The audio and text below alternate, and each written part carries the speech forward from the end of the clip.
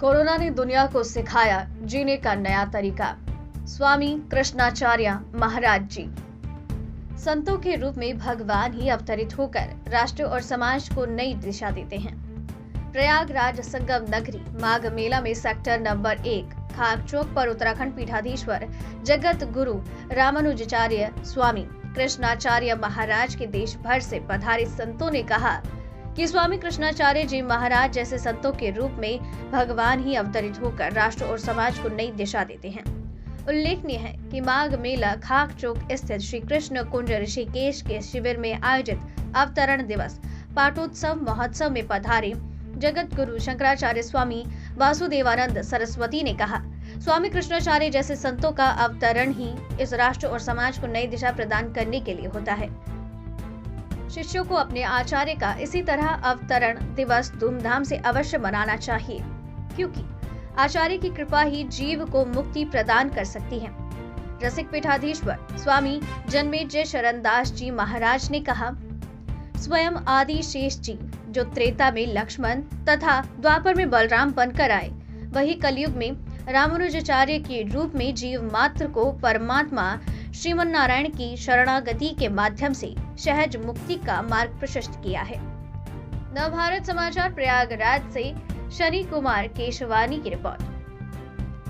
चुनाव चल रहा है, आप किस प्रकार से देखना चाहते हैं? उत्तर प्रदेश का जो विधानसभा का चुनाव है, मैं कहता हूं ये पूरे भारतवर्ष का भविष्य निश्चित करता है और उत्तर प्रदेश की सत्ता इस समय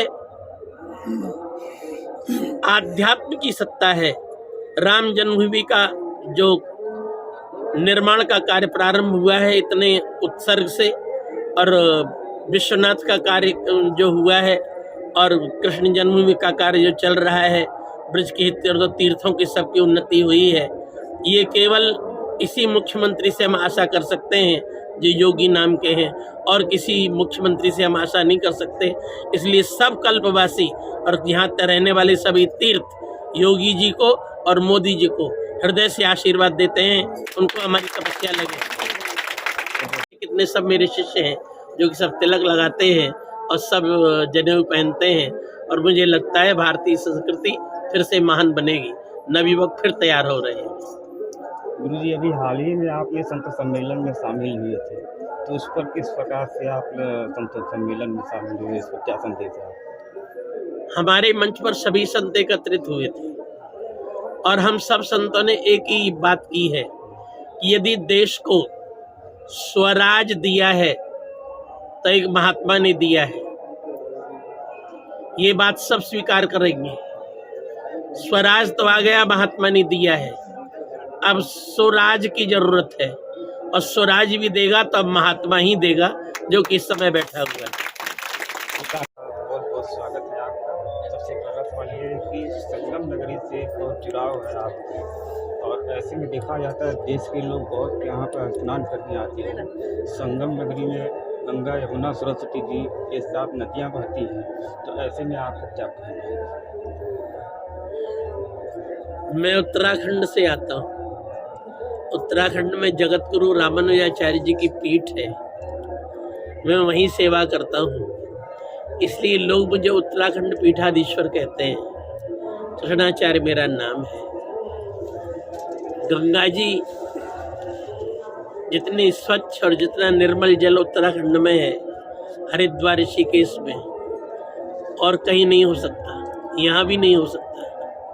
फिर भी मैं आके उत्तराखंड से प्रयाग में कल्पवास करता हूँ, 1 महीने रहता हूँ, गंगा स्नान करता हूँ, जबकि जमुना भी उत्तराखंड से ही आई है। प्रयाग में कल्पवास होता है। कल्पवास विश्व में कहीं नहीं होता है। कल्पवास बने ब्रह्मा का दिन, यहाँ आने के बाद वो ब्रह्मा के दिन से गिना जाता है। चारों युग जब 100,000 बार बीत जाते हैं, 1000 बार, तब ब्रह्मा का एक कल्प होता है जिसको हम दिन कहते हैं। यहाँ आने पर वो गणना होती है, इसलिए यहाँ कल्पवास है। और हम हर साल आते हैं और यहाँ से चार्ज होकर के जाते हैं, फिर पूरे संसार को ज्ञानोपदेश देते हैं। मेला आते हैं कल्पवासी के बीच में, तो ऐसे में आप हर साल यहाँ पर जो आते हैं कल्पवासी के बीच में जो है, तो उसके ऊपर क्या कहना चाहते हैं? कथा प्रवचन रोज सुनते हैं। धर्म और विज्ञान दो अलग अलग वस्तु नहीं। धर्म को ही विज्ञान बोला जाता है और विज्ञान को ही धर्म बोला जाता है। प्रयागराज की इस भूमि में हम सबको यही उपदेश देते हैं, धर्म का पालन करना माने वैज्ञानिक।